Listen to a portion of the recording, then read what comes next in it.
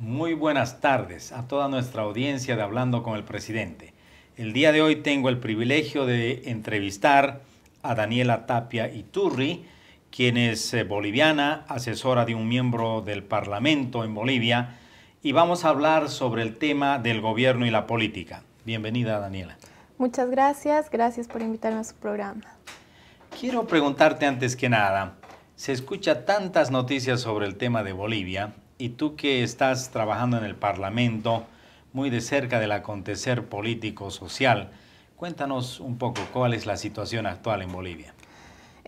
Actualmente estamos gobernados bajo el gobierno de indígena de Evo Morales, quien se enarboló con la bandera indígena y medioambientalista sobre todo. Ahora vemos un total desprestigio del gobierno de Morales y de sus más allegados ministros, como ser Juan Ramón Quintana, Sacha Llorenti y evidentemente el vicepresidente, quienes han llevado al gobierno de Evo Morales a un desgaste tremendo, al punto de desconocer a sus bases quienes llevaron al poder al mismo gobierno, confiando en que Evo Morales sería realmente el verdadero cambio.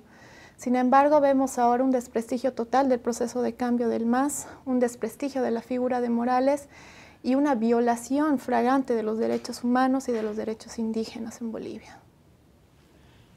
Tú que comentas esta situación, en muchos países de América Latina, las personas que están trabajando en el gobierno no son necesariamente las personas que son más intelectuales, que tienen la mejor experiencia, que son los hombres más sabios, más probos, más honestos. ¿Y cuál es la situación en Bolivia en particular? Las personas que están ocupando los cargos importantes en la nación, ¿son estos las personas que deberían estar gobernando? Lamentablemente no sucede eso, ya que se ve que muchas veces por motivos políticos se pone a las personas en cargos públicos y no necesariamente responden a la exigencia que se necesita en Bolivia. Por ejemplo, existen, como yo te puedo hablar como asesora dentro del Parlamento, que existen muchos parlamentarios que no necesariamente tienen la capacidad necesaria para responder al país que ahora está urgido de leyes importantes en temas de educación, de salud, en el tema indígena sobre todo. Entonces se ve más que nada que son gente puesta a dedo por favores políticos que no responden a las necesidades reales del gobierno y de la sociedad.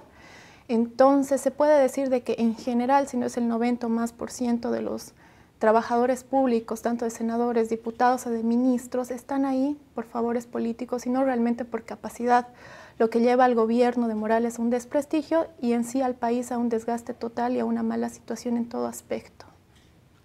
Un gobierno nacional debe estar creado para respetar los derechos inalienables de las personas y tú habías mencionado una violación a los derechos humanos. Obviamente lo que tenemos que agradecer es de que viviendo en periodos de democracia, el electorado puede votar por las personas más idóneas en un determinado momento. Y tú cuéntame un poco, el año 2014 va a haber elecciones en Bolivia. Dime cuál es ese panorama ideal y cuál es el panorama que más o menos se está pintando para ese año.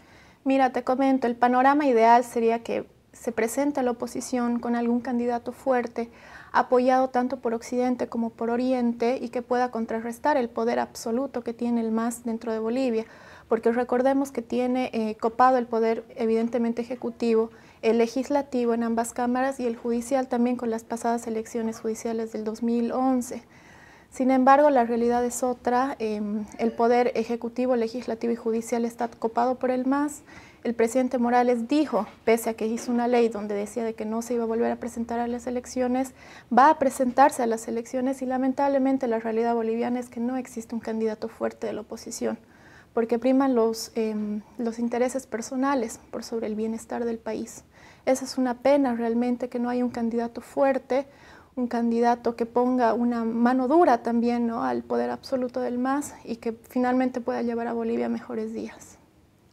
Muchísimas gracias, Daniela Tapia Iturri, comentándonos sobre la situación política y de gobierno en Bolivia y como los otros gobiernos en América Latina necesitan una oposición saludable para poder crecer y obviamente la descentralización de los poderes del Estado es fundamental para llegar a los pesos y contrapesos que requiere una nación para atraer a su población lo que es la seguridad, la prosperidad y la libertad. Muchísimas gracias, Daniela, y estoy seguro que vamos a tener otra oportunidad para seguir conversando. Muchísimas gracias por la invitación.